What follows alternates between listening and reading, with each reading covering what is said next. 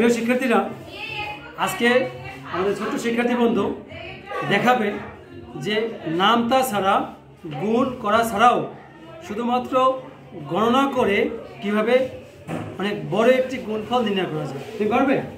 ঠিক আছে, দেখো।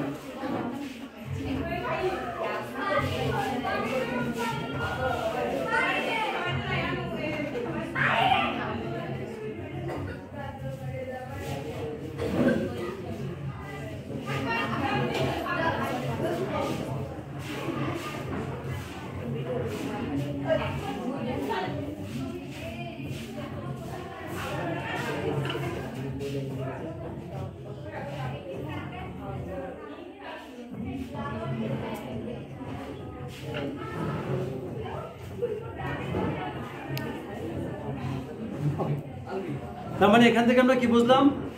প্রথমে কত রয়েছে? 5। 1 2 3 4 5টি দাগ। তারপর রয়েছে কত? 3। 1 2 3 3টি দাগ। এবার রয়েছে কত? 2 1 2। ওকে, পেলাম। কত দ্বারা গুণ করতে হবে? 3 দ্বারা। 3 একটি, দুইটি, তিনটি। ও চমৎকার তো। তারপর দেখি কিভাবে।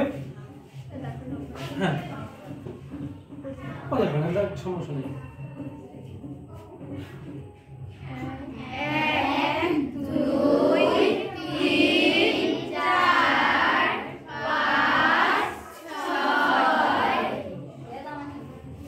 তার মানে হলো যে যেসব জায়গায় টাচ করেছে, ক্রস করেছে, তা গণনা করে আমরা কত পেলাম? 6। ওকে, তারপর দেখি। 1 2 3 4 5 6 7 8 9। হ্যাঁ, সুন্দর। তারপর